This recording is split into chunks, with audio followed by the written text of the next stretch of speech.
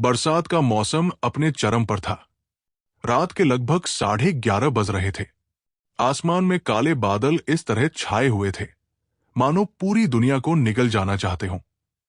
बिजली की चमक हर कुछ मिनट में पूरे इलाके को सफेद रोशनी से भर देती और फिर सब कुछ पहले से भी ज्यादा अंधेरे में डूब जाता। बिहार के एक छोटे से कस्बे से लगभग 10 किलोमीटर दूर एक पुराना रेलवे स्टेशन था जिसका नाम था भैरवपुर स्टेशन। कभी यहां दिन रात यात्रियों की भीड़ रहती थी, लेकिन पिछले 15 वर्षों से यह स्टेशन पूरी तरह बंद पड़ा था। रेलवे ने नई लाइन बना दी थी और सभी ट्रेनें दूसरी तरफ से गुजरने लगी थी। अब वहां सिर्फ टूटी हुई बेंचें, जंग लगी पटरियां, उखड़े हुए प्लेटफॉर्म, टूटे शीशों वाला टिकट घर और हवा में झूलता एक पुराना बोर्ड बचा था जिस पर मुश्किल से स्टेशन का नाम पढ़ा जा सकता था। गांव वाले उस स्टेशन के पास सूरज ढलने के बाद जाने की हिम्मत नहीं करते थे। उनका कहना था कि आधी रात के बाद वहां एक ऐसी ट्रेन आती है जो किसी टाइम टेबल में दर्ज नहीं है। उसके इंजन की सीटी सुनाई देती है, पहियों की आवाज सुनाई देती है, लेकिन सुबह होने पर पटरियों पर किसी ट्रेन के गुजरने का एक भी निशान नहीं मिलता। जो भी उस रहस्यमयी ट्रेन को देखने की कोशिश करता, वो या तो हमेशा के लिए गायब हो जाता या फिर वापस लौटकर कभी सामान्य इंसान नहीं रह पाता। लोग इन बातों को अंधविश्वास मानते थे, लेकिन कोई भी उस सुनसान स्टेशन के पास रात बिताने की हिम्मत नहीं करता था। इसी कस्बे में रहने वाला 28 वर्षीय अभय एक स्वतंत्र वीडियो निर्माता था। उसे रहस्यमयी और डरावनी जगहों की सच्चाई खोजने का जुनून था। उसका मानना था कि हर भूतिया कहानी के पीछे कोई न कोई वैज्ञानिक कारण जरूर होता है। उसने इंटरनेट पर भैरवपुर स्टेशन के बारे में कई लेख पढ़े, पुराने अखबारों की कतरने देखी और लोगों के इंटरव्यू भी सुने। सबसे हैरान करने वाली बात यह थी कि सभी लोगों की कहानी लगभग एक जैसी थी। हर किसी ने रात 12 बजे के आसपास ट्रेन की सीटी सुनने और सफेद धुएं से घिरी एक पुरानी ट्रेन देखने का दावा किया था। कुछ लोगों ने बताया कि ट्रेन में बैठे यात्रियों के चेहरे दिखाई नहीं देते, जबकि कुछ ने कहा कि सभी यात्री बिना पलक झपकाए बाहर देखते रहते हैं। अभय को यह सब सुनकर डर नहीं लगा, बल्कि उसका उत्साह और बढ़ गया। उसने तय किया कि वो खुद पूरी रात उस स्टेशन पर कैमरा लगाकर रिकॉर्डिंग करेगा और दुनिया को बताएगा कि इन अफवाहों के पीछे आखिर सच्चाई क्या है।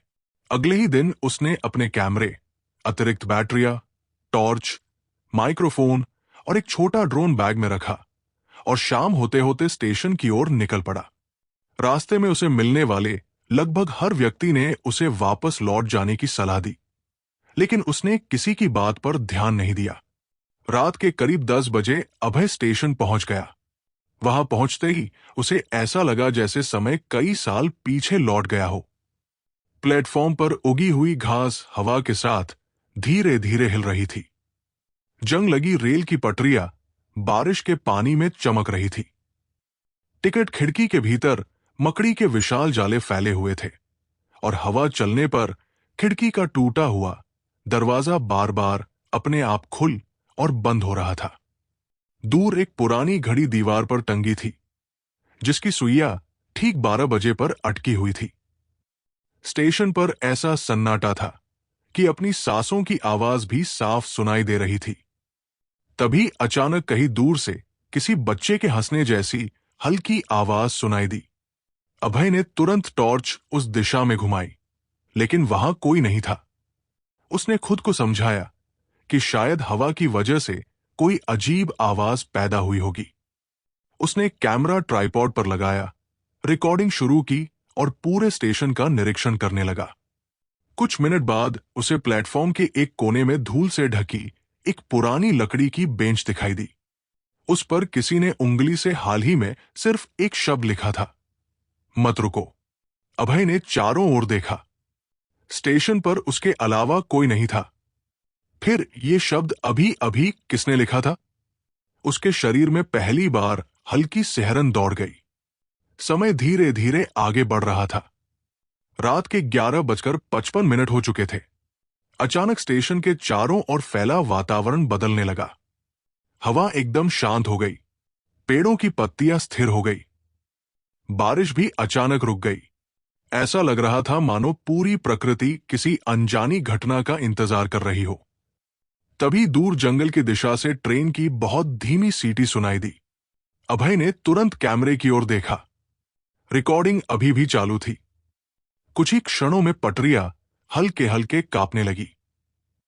लोहे की रेल से ऐसी आवाज आने लगी जैसे सचमुच कोई भारी ट्रेन तेजी से स्टेशन की ओर बढ़ रही हो।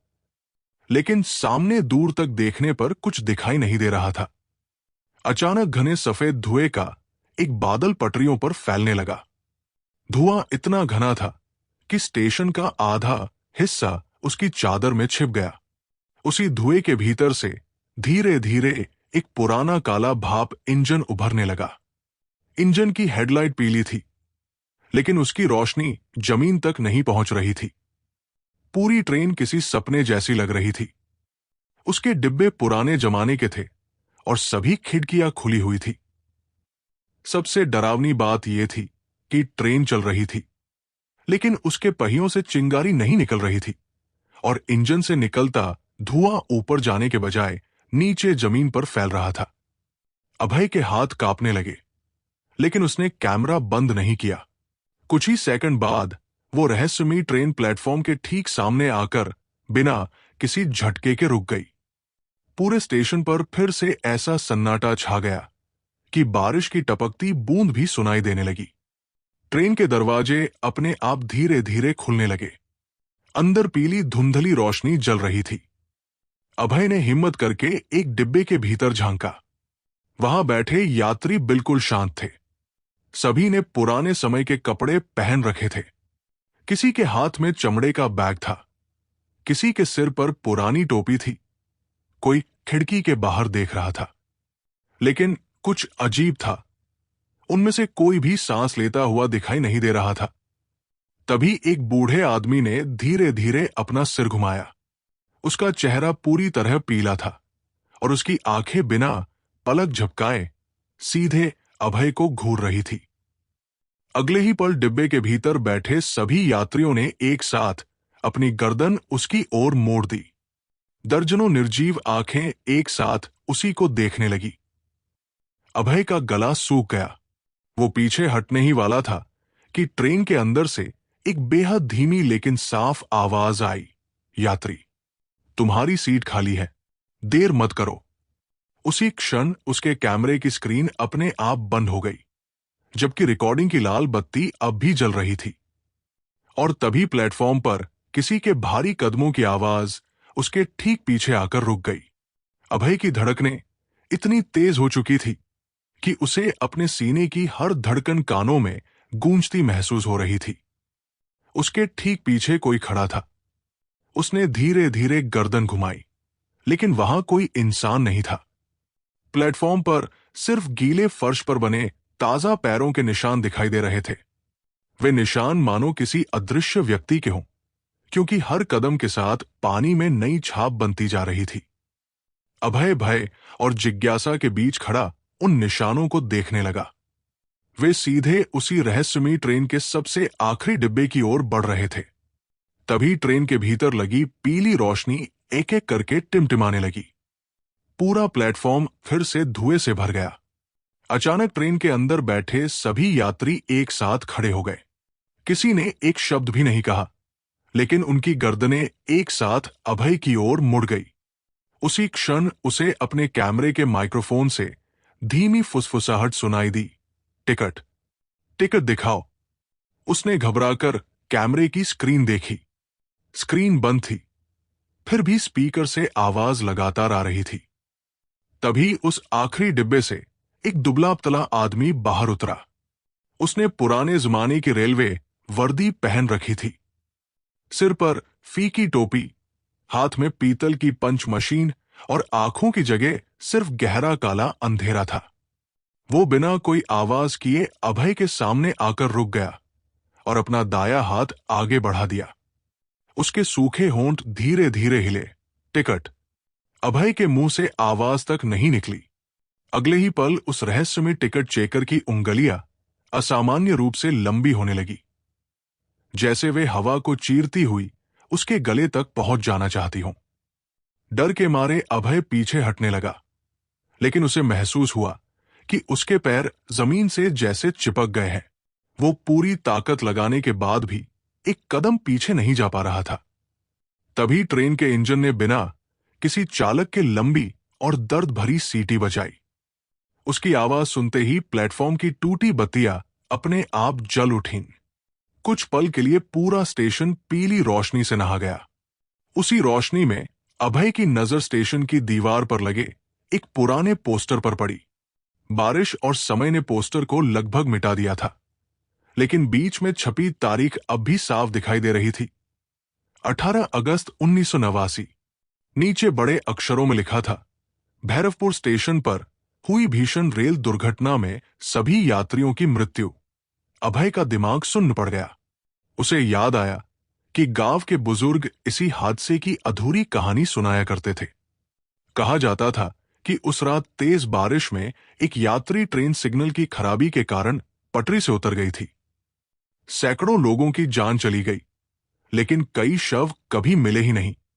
रेलवे ने कुछ महीनों बाद स्टेशन हमेशा के लिए बंद कर दिया। तभी अचानक उसके सामने खड़ा टिकट चेकर धीरे धीरे मुस्कुराने लगा। उसकी मुस्कान इंसानी नहीं थी। उसके होंठ कानों तक फैल गए और काले अंधेरे जैसी आंखों के भीतर लाल चमक उभर आई। उसने बेहद धीमी आवाज में कहा, जिसने टिकट नहीं लिया वो हमेशा यही रुक गया। इतना सुनते ही अभय ने पूरी ताकत से अपने पैर झटके और किसी तरह पीछे हट गया। जैसे ही उसका संतुलन टूटा, वो प्लेटफॉर्म पर गिर पड़ा।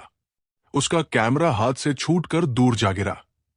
कैमरे की स्क्रीन अचानक अपने आप चालू हो गई, लेकिन उसमें सामने का दृश्य नहीं, बल्कि किसी दूसरी दुनिया की तस्वीर दिखाई दे रही थी। स्क्रीन में वही स्टेशन था, पर वो नया और चमचमाता हुआ दिख रहा था। प्लेटफॉर्म यात्रियों से खचाखच भरा था। बच्चे खेल रहे थे, कुली सामान ढो रहे थे, चाय वाले आवाज लगा रहे थे और लोग ट्रेन का इंतजार कर रहे थे। तभी कैमरे की स्क्रीन पर तेजी से एक ट्रेन आई और अगले ही क्षण भयानक धमाका हुआ। धुएं का गुबार उठा और पूरा दृश्य चीखों से भर गया।